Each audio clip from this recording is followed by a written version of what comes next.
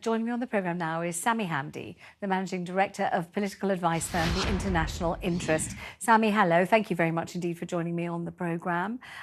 You've heard there Stephen Reich talking from Israel. He's just as he says, an ordinary person, a regular person. And you know, what he sees going on in Gaza is heartbreaking. The way he sees Israel depicted on the world stage is devastating. No one in Israel is happy. Everyone is sad.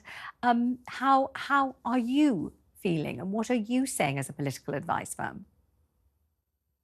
I think one of the reasons that the Israelis are particularly upset about what's unfolding is because there's no clear trajectory on the part of Netanyahu or desire to release the hostages. The Times of Israel reported 3 days ago that when Hamas released the 2 elderly hostages, the IDF and Netanyahu, according to the Times of Israel, were deeply upset and frustrated because they felt that the release of the hostages means they cannot embark on a ground invasion, which is what Netanyahu really wants, and he wants to deplete Gaza of the Palestinians, to annex Gaza and hand it over to a new batch of Israeli settlers and condemn the Israelis to live in tents on the Sinai Peninsula with Egypt, something that Egypt has been particularly upset about, which is why Biden came out today in a tweet and said that he no longer endorses the plan to empty Gaza of the Palestinians and has decided that he's going to adopt a plan in which the Gazans are not relocated to any other country, but are allowed to stay in Gaza itself.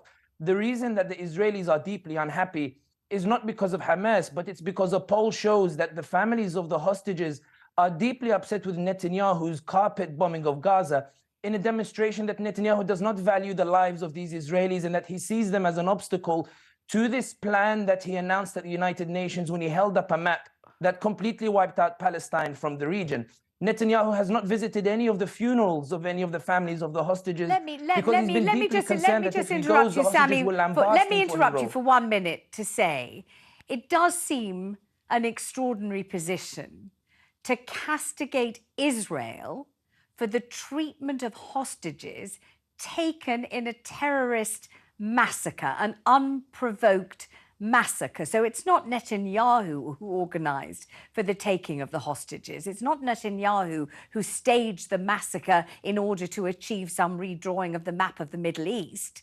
It's a Hamas initiative to murder innocent people, innocent Israelis and tourists from all over the world, and take some 250 of them hostage. So to be so indignant about the treatment that Netanyahu, you say, is meting out to his own Israeli hostages does seem as if you're starting in a very strange position and ignoring the reason or the motivation for taking these people hostage at all, doesn't it?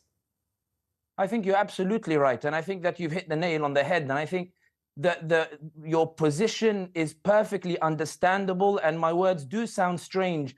If the events began on October 7th and not before October 7th, when Israel detained thousands of Palestinians in their prisons and shot unarmed teenagers and broke the bones of little kids in the West Bank and launched raids into the Jenin refugee camp in a bid to annex, my position would sound strange if nobody had seen the statement of the Israeli ambassador to the UN 1 week before October 7th, where he told Can Television, the Israeli channel, that normalization with Saudi Arabia, between Israel and Saudi Arabia, would mean the complete Arab abandonment of the Palestinians. And when the government realizes the opportunities this provides, they will know to sign off on normalization.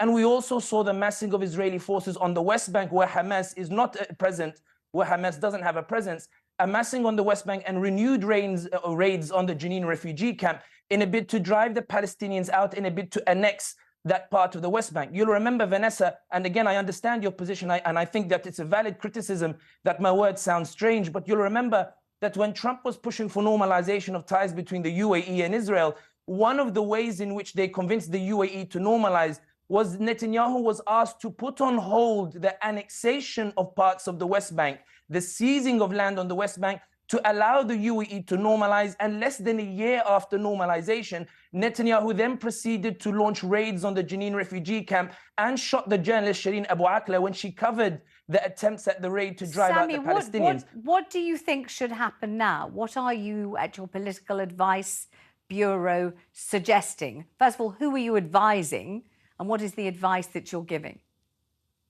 So my clients range from foreign ministries, NGOs, and corporate clients. The advice that we're giving at the moment and what we're hearing from diplomats, from European diplomats in particular, we're hearing that the overwhelming Israeli public opinion, actually, according to the polls inside Israel, actually blame Netanyahu for this mess. Whatever the reasons they might have is irrelevant, but at this moment they are blaming Netanyahu. There is a perception that the reason there hasn't been a ceasefire yet is not because the Americans don't want it. Privately, the Americans are criticizing Netanyahu's strategy in that he doesn't have any strategic aim. Sami, listen, I'm only interrupting you because we have breaking news, so forgive me. I didn't know this was going to happen.